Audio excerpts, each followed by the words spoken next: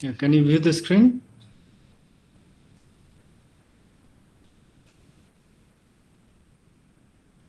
Yes, sir. Yes, sir.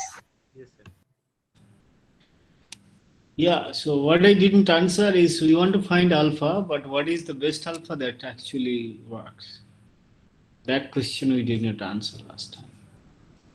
Yeah, we see a lot of straight line here, affine subspaces. We went then towards affine subspaces, but there is a question here which is left. What is the best alpha, right? And that will give the limit. So let me do it here.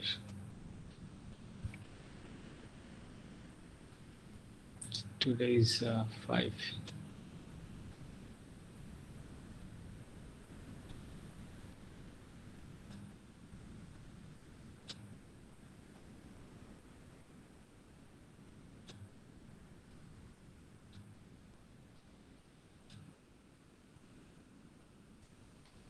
So let me go again here. The question is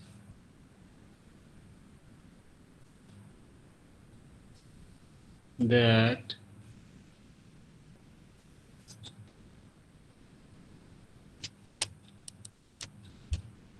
the differentiation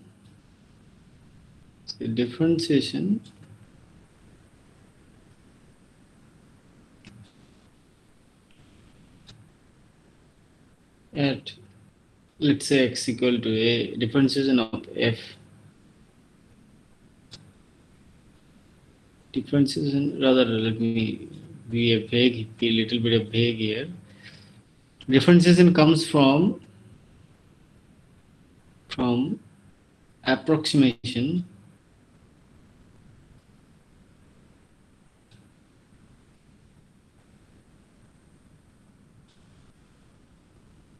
by affine function,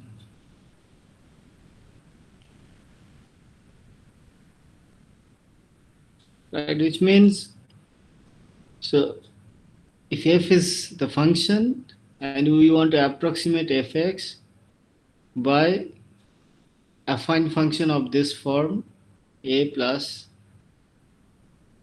right, fa plus, what is it, alpha times x minus a, right? That means we want to approximate f by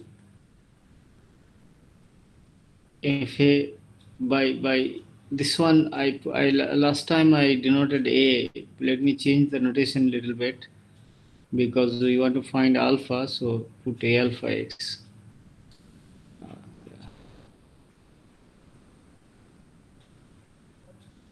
A alpha x is fa plus alpha times x minus a. Right. So this is what we want to do. But the question is, so what is the notion of approximation? So we wrote something here. What this one? The question is this the right notion? Let me come to that again here.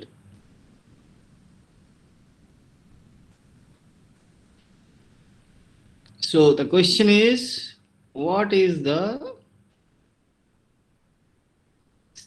sense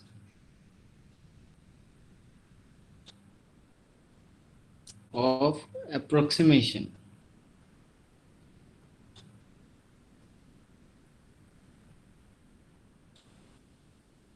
And second question is, what is the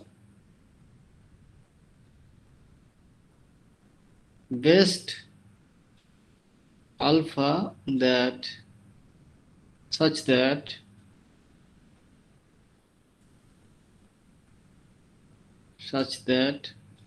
a alpha approximates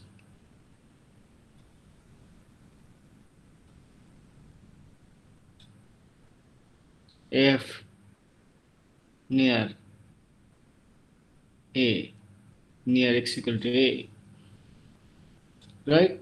So these are the two questions. So what is the sense of approximation? So what I wrote last time there, I showed you that for every, so one sense could be one sense of approximation, sense of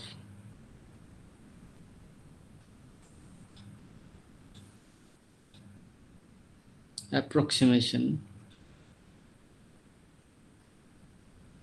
could be like this. For every epsilon greater than 0, there exists delta greater than 0 such that mod of x minus a less than delta implies mod of fx minus fa minus alpha times x minus a less than epsilon, right? So this is what we put here, right? This is the same. All right. See, I have not. I've written nothing new. I have just said this. But let's see what that means. My claim is that this does not give you the alpha, best alpha.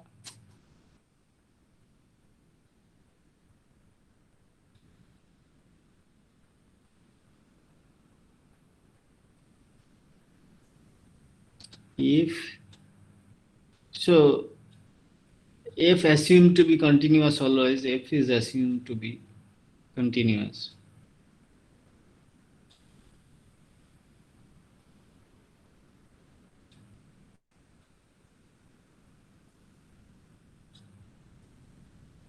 Now the question is, if f is continuous, then fx minus fa minus alpha times x minus a is also continuous, and fa minus fa minus alpha times a minus a is equal to 0.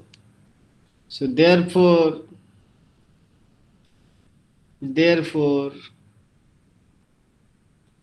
by continuity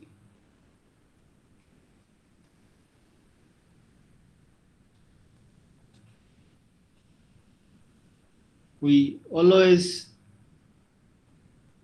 get 2 for every alpha real number, right? Did you see the point? The point is this inequality 2, this statement 2 is true, this statement is true for every alpha in R. So if it is true for every alpha in R, then you don't get the best alpha, right? You need to do something else to get the best alpha. Right? So it does not give you the limit limit of the quotient as we wanted. Sir, Yes? sir, how do we even know that the best alpha exists? Like, We don't know the best alpha, but this works for every alpha, right? yes, sir. So every alpha cannot be the best alpha. Right? So this is true for every alpha. So you want this is a straight line, which is we want this near to f, right? Let Yes, me sir. draw a picture, that will be clear. So let me draw a picture. So that will be very clear to you. Yeah. So suppose this is a y-axis, this is x-axis, and suppose this is a graph. And at some point a comma fa, a is here, we want to find the approximation. So you see, this is a line passing through A, right? Yes, sir. This is also a line passing through A, passing through A comma A, FA, and so we put different color and we'll get different things, right? This all passing through A, and this all the equation here works. This is true for all of them. Yes, sir. But my question was that, like, how do we expect that there exists like a, a better A? Yeah, because you want this to be nearer, right? So this purple one is nearer to this one, this two, right? In some Yes, sense, right? So you yes, want sir. something nearer. So not all not, and you want this perpendicular line. Let's say uh, this one also. This one is not a graph. This one is not a graph, but I mean, yeah, this one is not a graph. But yeah, near vertical lines. So let me take it like this. So near vertical lines also works. Yeah, right. So in this in inequality 2. So and we don't want vertical lines, right?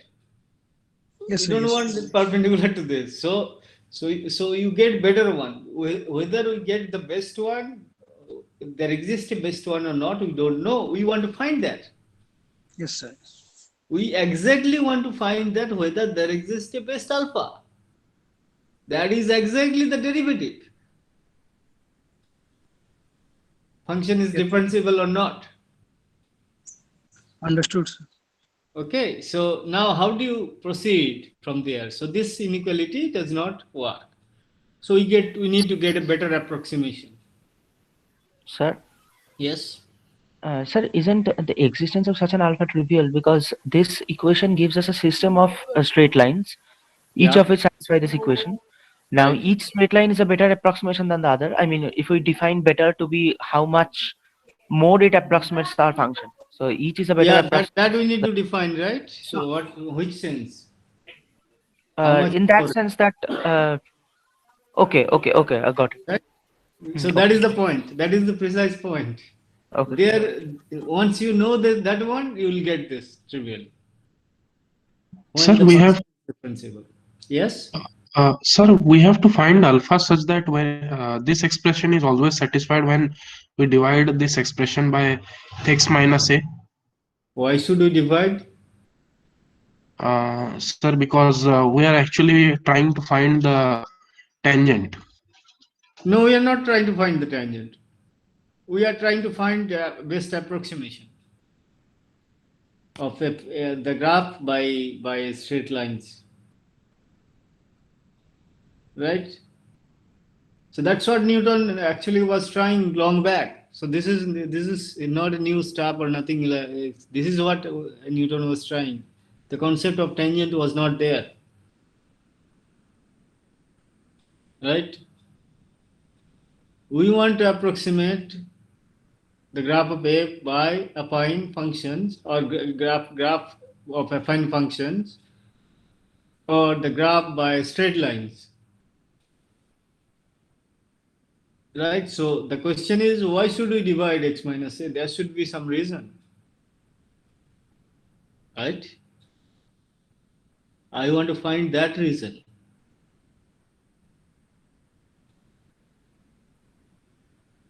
Is this clear, the question? So if you divide by x minus a, I mean that usually you know what is the derivative stuff like that. But the point is, why should you take the quotient by x minus a here? And that is the point we want to come here now.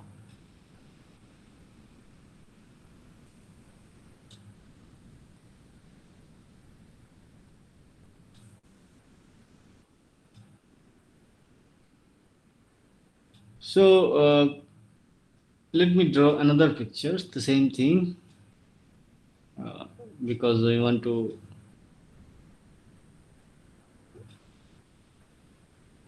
find why should we take the quotient.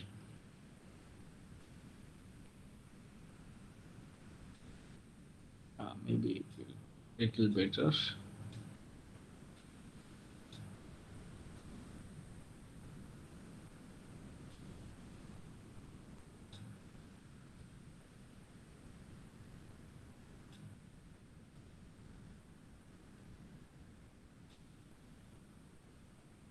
Very pressure sensitive.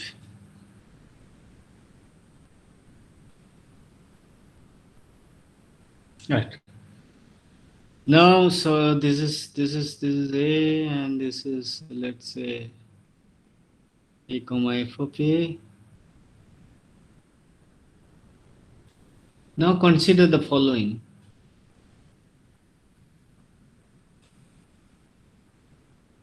Consider one straight line like this.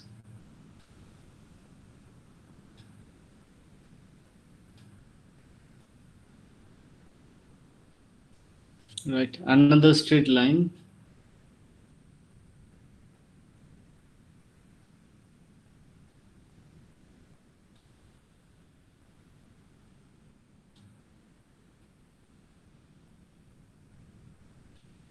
Like this.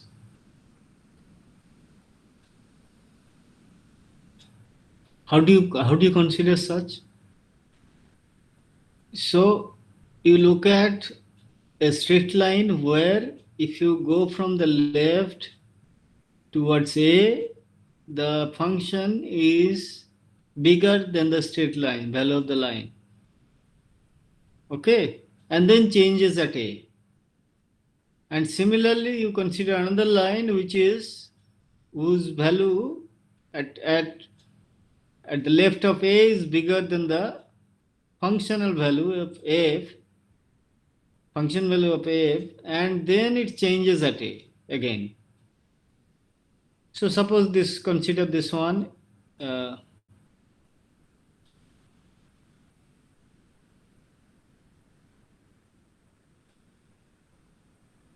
this one A alpha 2, and consider this one A alpha 1. Okay. Now you see the graph lies between these two. Is this clear? Locally around A, it might happen other outside a neighborhood. What happens, we don't know. We don't need to care. It might increase, it might decrease, doesn't matter. But in a neighborhood of A, the graph lies between graph of A alpha 1 and graph of A alpha 2. Is this clear?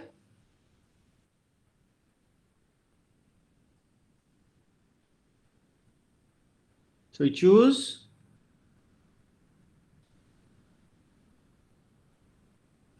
to affine function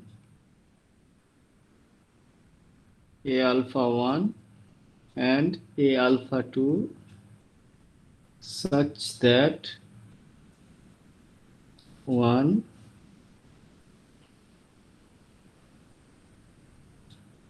A alpha 1x is less or equal to f of x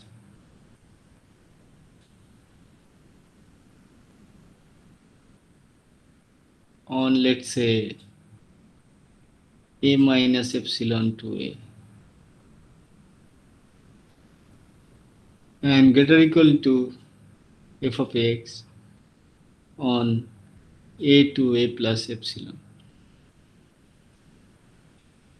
Similarly, and 2 a alpha 2 x is greater equal to fx on a minus epsilon to a and lesser equal to fx on a to a plus epsilon.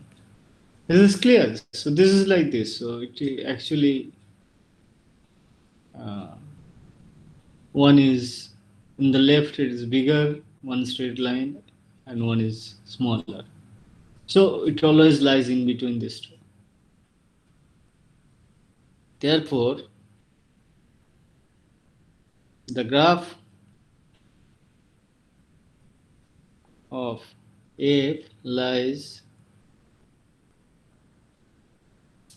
in between the graph of a alpha 1x, alpha 1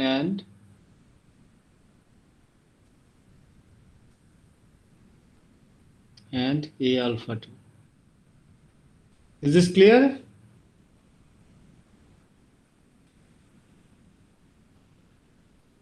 So first of all, we have chosen two lines under which, within which the graph lies. Of course, one can think of this one as within, but this one is not within. It's basically we are looking at as a graph, so we cannot look at this part. We have to look at this part and this part. All right. Now, what is a alpha x? A alpha 1x. This is f of a plus alpha times x minus a, alpha 1 times, and a alpha 2 x. This is f of a plus alpha 2 times x minus a. Now, what is the difference between these two? A alpha 1x minus a alpha 2x.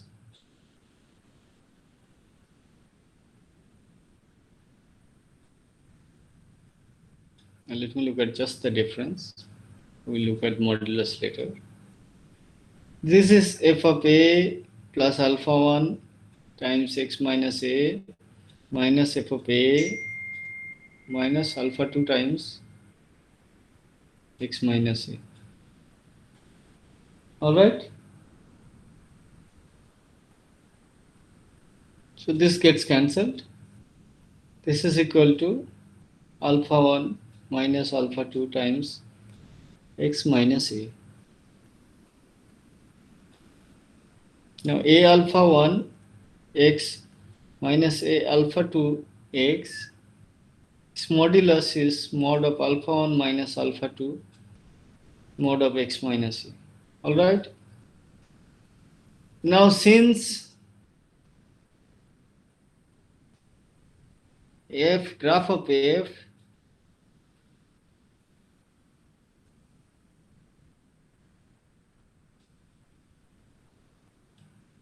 lies within the graph of a alpha 1 and a alpha 2, we have this fx minus a alpha 1x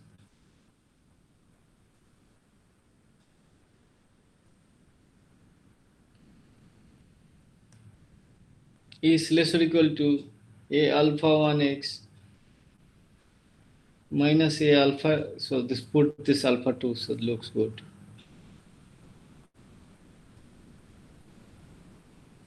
A alpha 2x, which is equal to mod of alpha 1 minus alpha 2 times x minus a. Right? Is this clear? Right?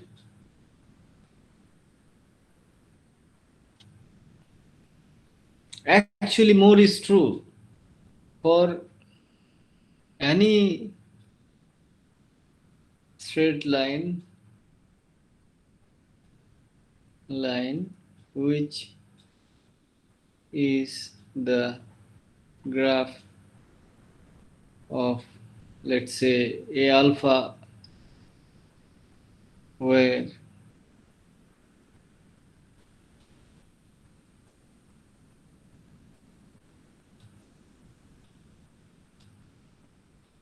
For any straight line,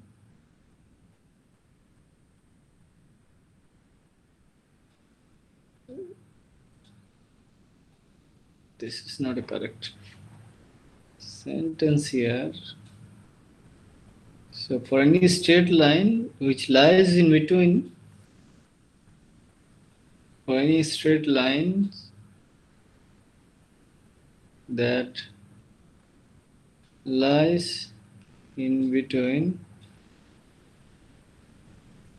A alpha 1 and A alpha 2,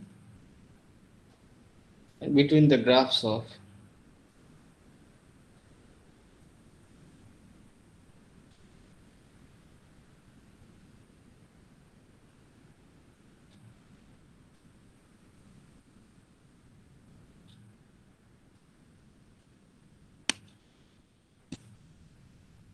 the graphs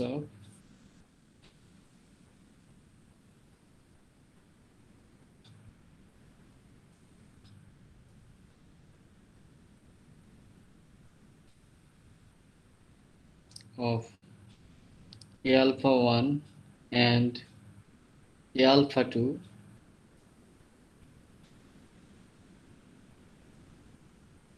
we have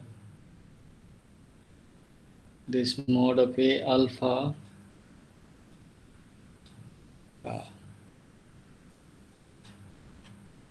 so straight line, for any straight line which is graph of A alpha, so then fx minus A alpha x is less than equal to this same one, A alpha 1 x minus A alpha 2 x, which is mod of alpha 1 minus alpha 2 x minus A. Alright, this holds. So the thing is that here, if you look at any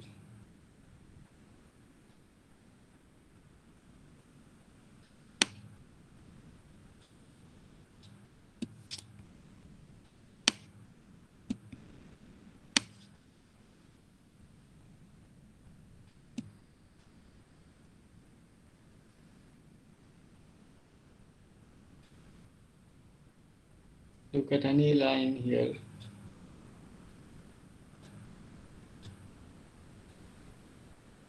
any line here,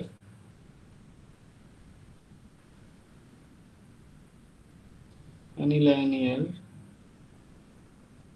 the difference with AF will be less or equal to alpha 1 minus alpha 2.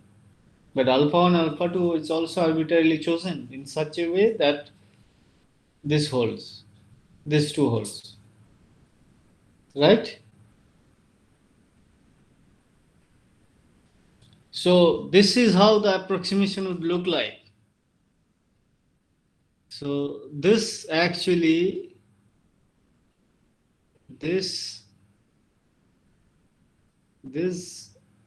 gives a sense of approximation.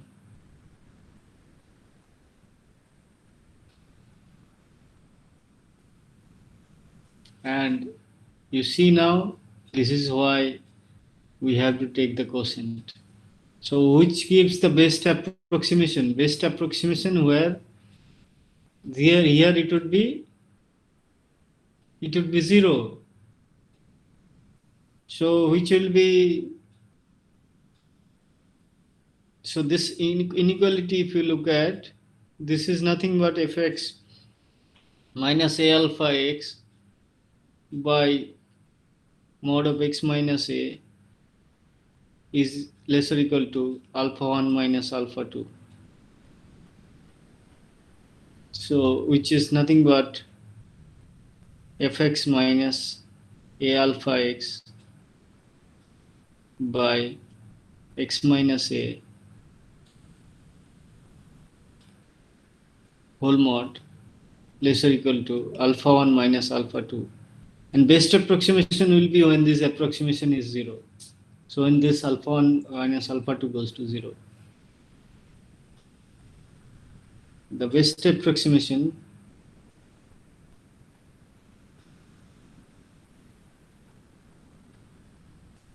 will be when this alpha 1 minus alpha 2 is equal to 0.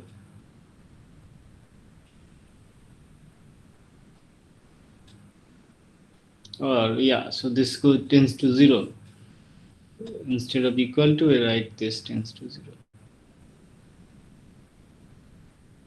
Tends to 0 as x tends to a. We have to take this x tends to a, so we have to take locally. Now this quotient is actually gives you this fx minus fa minus alpha times x minus a by x minus a is less than equal to. So tends to 0 means which will be less than epsilon. Alpha 1 minus alpha 2. I put alpha 1 alpha 2 here. This implies fx minus fa by x minus a minus alpha equal to alpha 1 minus alpha. So the sense of approximation, the sense here is for every epsilon there exists delta greater than 0 such that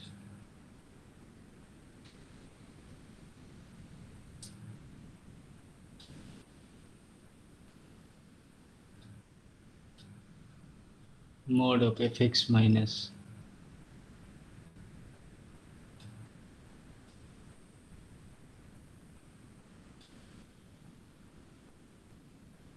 fa this one fx minus a alpha x, so which means fa minus alpha times x minus a less than equal to epsilon times such that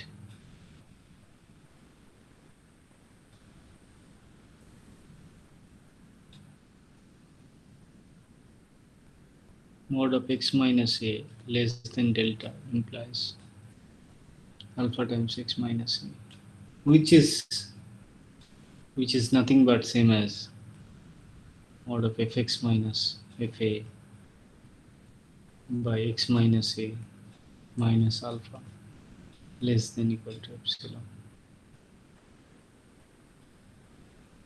All right.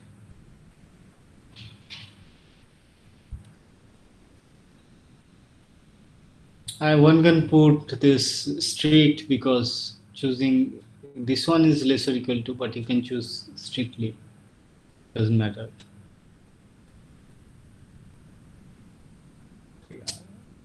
I think this is fine.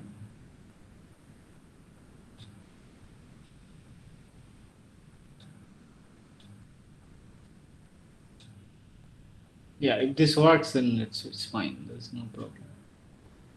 So this is how it works. So we want strict or since in our definition it is strict, so we put here strict. But in less or equal to does work. So that's how that will implies the best alpha is the limit x tends to a fx minus fa by x minus a. So the best alpha exists provided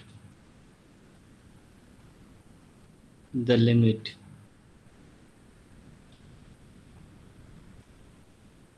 fx minus fa by x minus a exists.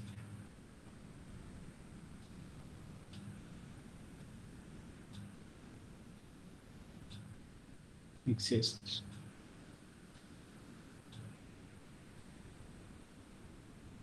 Right? Which means f is differentiable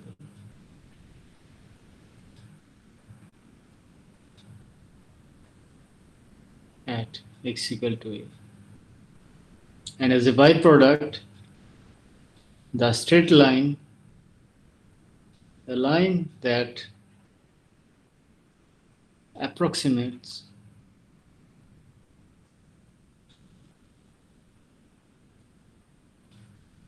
the graph of f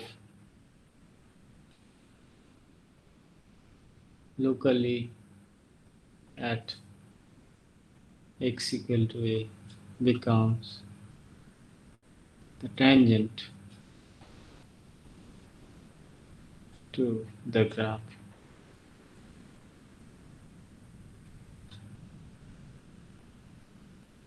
And this is if and only tangent is the only one which is the approximates the best, and then which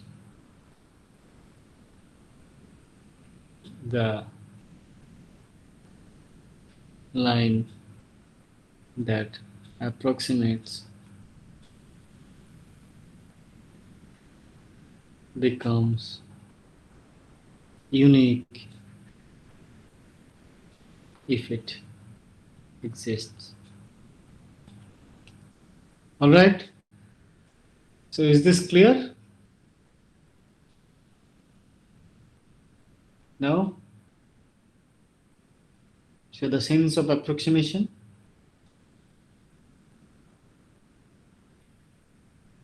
So in higher dimension, you don't have this quotient, but until this point, it is there. So instead of, yeah, I was saying that like you said that via linear approximation we define the derivative of a function. right. So is it? I mean, how is the? I mean, how is the concept of tangent coming in place of derivative? Is it just that the best approximation is the Yeah, tangent? the best approximation becomes the tangent. And since tangent is unique, so tangent approximates. So it is if and only. Okay, but I understand that the tangent is considered as the limiting point of a secant for a function. Yeah. So that means, and but if you go this way, in this sense of approximation, and you want the best one to be it tends to yeah. I mean, in this way. So look at this picture. In this sense, so this should be the neighborhood, and it is going to this going towards lines going towards here, going towards the graph. Okay. So if you want to approximate that way, so it will what the line that approximates becomes the tangent. Okay. So that is what you are understanding also, but in a different way. So you see here, I mean, this does not have a second, right? Yes. See this line, right? So what is more important is to see the approximation. I mean, see the approximation of the graph by straight lines locally in a small neighborhood. You can't approximate globally. So in a small neighborhood, you have to look at. So So like and tangent becomes best approximation. So and this is unique. So you can interpret derivative as the tangent, slope of the tangent. I was just thinking of something like in this. I mean, in this process, what we did that we chose that a straight line has to pass through a point about which we are Right. approximating it, and by we Right. approximate the from the family of all the straight lines that passes to that point, we approximate the one which is the best approximation. Right. I was thinking of another method. Like this method is not foolproof actually. But suppose that at some point we Mm-hmm. know the tangent of the function. I mean, what the tangent is. So what we do is that we draw several lines which are parallel to the tangent, and we try to Mm-hmm. approximate the function locally around it. So is that also a valid method? I mean, approximation of the tangent. So you assume that tangent exists. Yes, I mean, in case of functions where I know that the tangent exists at a point, but I So want to approximate. that is automatically the, I mean, which is equivalent to saying the derivative exists, right? Yes, sir. I just want to approximate it locally. I mean, around the neighborhood of that point. So you assume first function is differentiable, then you are approximating. What you are saying is a tangent exists means the function is differentiable. It's an Yes, if and only, right? So you assume you are assuming f to be as differentiable, then you are approximating by straight lines, right? yes, sir. Yeah, but in this case here we are not doing that. We are not assuming f to be differentiable. So we don't know whether tangent exists or not. As a byproduct, that best approximation becomes the tangent. Okay, sir. That the slope of the tangent that becomes the alpha becomes slope of the tangent because of this the quotient limit quotient we arrive here. All right. So does that clear your doubt? When you Yes, assuming that you assume the tangent exists, you are assuming already that function is differentiable, right? So once it is differentiable, you can always approximation. You can always approximate, right? So that is what I mean. Later on, you will see mean value theorem and Taylor's theorem and stuff like that. But if you don't know, we want to arrive at the concept of derivative. There, what will you do?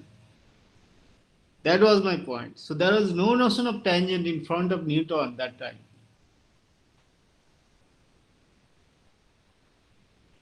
But the point is the what is his main idea is about linearizing things. Lines are very nice. So why don't you try to linearize things? Try to see the smaller lines, and then this idea is to arrive at some limit. That is, of course, at that time it was, I mean, uh, quite of a genius.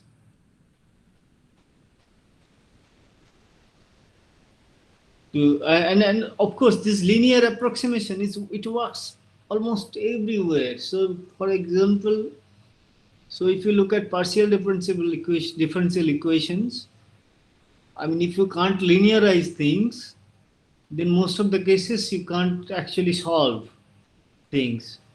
You don't know whether there is solution like that. If not linear, one gets piecewise linear stuff. And I mean, if you wonder about physics, so the how birds fly, right? And how airplane flies. They're two different things, right? The ways are different. Bird can sit anywhere, any kind of branches of a tree.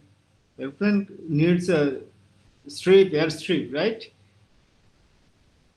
So it is basically a different solving some differentiable equation, but then linearizing things up and in a small parts and doing things together and getting things to be done, and which is not the bird's case. Well, this is some things to think about. You can think of these things, but actually, the linearization is very important tool. That was my point here.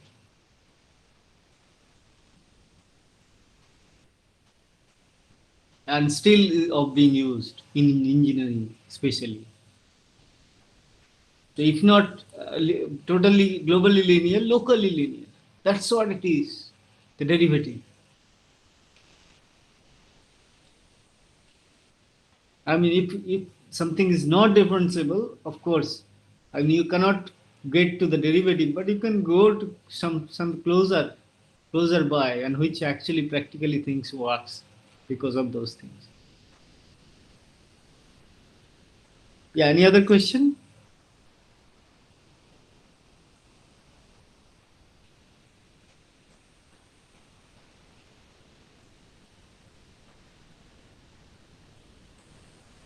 Yeah, and in higher dimension, what you we change here is this alpha by a linear transformation from Rn to Rm.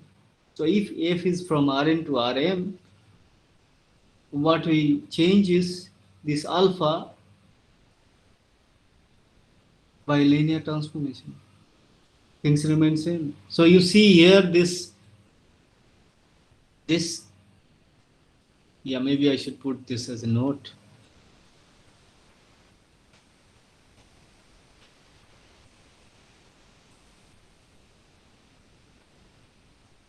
This a alpha x minus f of a, which is alpha times x minus a, is a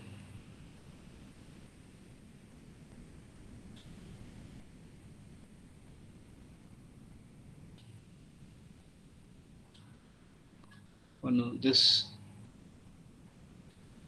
is not yeah,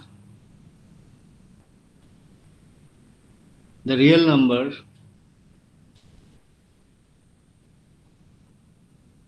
alpha can be thought of a linear transformation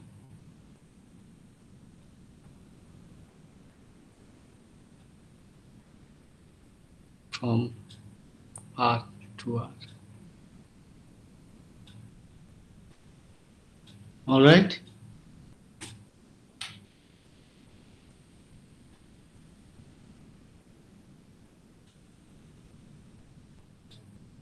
In higher dimension, those who will go for mathematics will see this thing in very detail, very much details. In higher dimension, we will replace the real number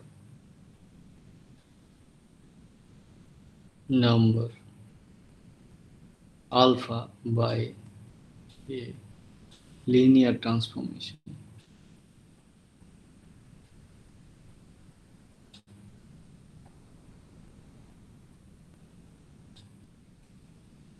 And this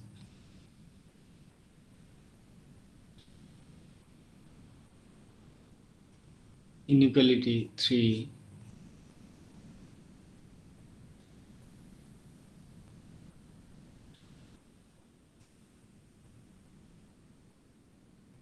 inequality 3 will provide the definition of differentiable function.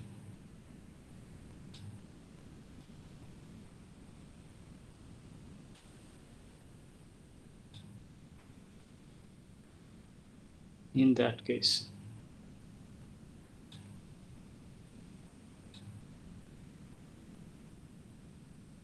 all right. Yeah, any other question? So here, so in general, this one divided by x mod of x minus a is less than epsilon, and that is the in general definition of the differentiable function at a. F is differentiable at a. The quotient can be done over R only. It cannot be done. This quotient cannot be done in higher dimension. But this one, mod of this one divided by mod of x minus a, that part can be done anywhere.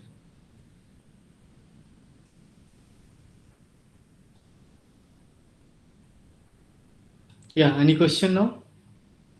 Sir, in higher dimensions, which metric do we use for inequality number 3? This is again a linear approximation, but then you are not looking at linear transform. I mean, by not by straight line, by subspaces, affine subspaces, as I mentioned, right? So in this case, this alpha, this will become a linear transformation. This will become a matrix. So the derivative will become matrix. So the best alpha is the limit, which limit is a prime a here. In this case, a prime a will be a matrix in high dimension. So this method, of course, this you cannot do this quotient. You cannot do this quotient, but this one works. You have this a instead of a alpha one alpha two, you have this two affine subspaces, and within which that graph would graph you can, I mean, within which the graph of f will lie, and their same kind of inequality is true. Right? The analogous method follows here. So instead of straight line, you look at affine subspaces in such suitable dimension where it is doing. So the original idea of having approximation by straight line, that was non-trivial. But then the generalization of straight line is how affine subspaces. So that generalization follows. But in R, this one can do this quotient.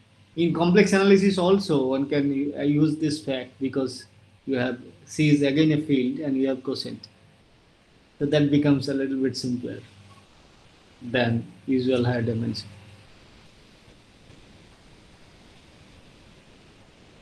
Yeah, does that answer your question?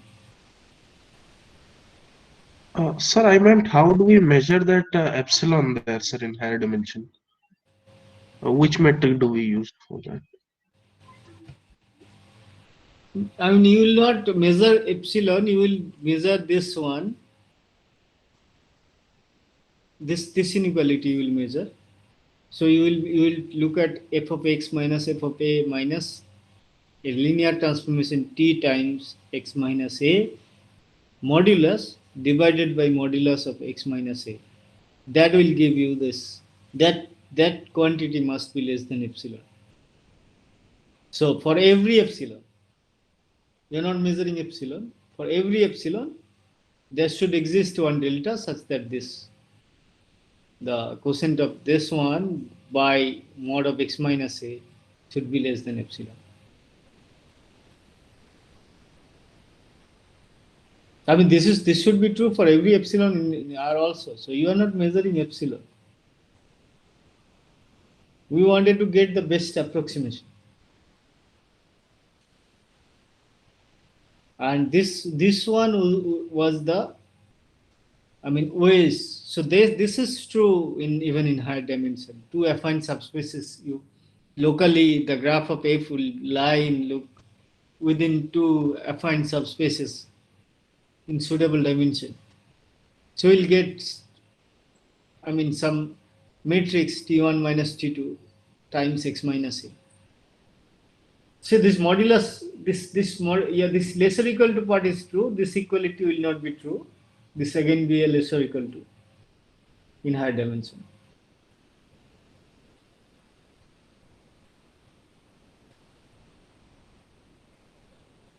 Is it clear now? Or you want to measure again? Yes, sir. Okay, so yeah, so this has to be true for every epsilon, and of course, this one is actually the limit in some sense, and that actually this one 3 actually gives you the derivative. So what my point was here, that in one dimension, two dimension, or in higher dimension, you don't need to be bothered much about these things. The concept is really the same. But because of we have the quotient, this R is a field, we have quotient, some things becomes very simple, which may not be true in higher dimension. So either things should work or things will not work. Either things will work and you have to do the things differently in higher dimension, or some things which are fully depends on this the field structure of R, then that will not work in higher dimension. So is everything clear now? Sir, the example you've given 3, right? Yeah. This you said that it generalizes, right? So this will generalize only for a normed vector space, like a vector space which has a norm, right? Like the examples you gave Rn, for example. Yeah, Rn. I'm giving only in Rn. So Yeah. other Okay. vector space I'm not giving now. Yeah. That Okay. part you have to check things out. If you have things properly, yeah. So one has to be see here this the concept of derivative even general for when it's not a vector space also. One can generalize that there also. So it is that those things are called smooth manifolds, where derivatives can be generalized. So there are very, huge generalizations. But at this point, you look at R, compare with R2, R3, Rn, these things only, which you already know. Okay. Okay. Here that works. This one Yeah, generalizes. yeah, here it works. In Yeah. R, it works. In general, when it is not a vector space, it will not work. Even for vector spaces, infinite dimensional, well, things can work. One can actually fix the things properly along these lines only. Yeah. But then, Okay. then this can be generalized in much more generality, not even vector space. Yeah, Yes, any sir. other question? Yes. Also, do we have a definite like a sequential definition of derivative or something like that? Here you have a limit, right? So once you know limit, once you have a limit, you can go with sequences as well. Once you know it exists, sequence only works after that. Otherwise, you have to look every sequence, right? Okay, sir. I mean, the definition, see, definition of a limit. So limit actually exists means that every sequence you go, the limit should exist, Yes, sir. Yes. right? Which is equivalent to this one, which is equivalent to in epsilon delta form. So when something does not exist, sequence I mean usually works wonderfully because you need to look at only one sequence. I need to find only one sequence where it does not work, and that would be good. Yes, sir, understood. Okay. Another question?